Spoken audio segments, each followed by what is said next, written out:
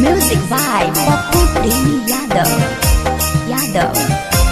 Yadav.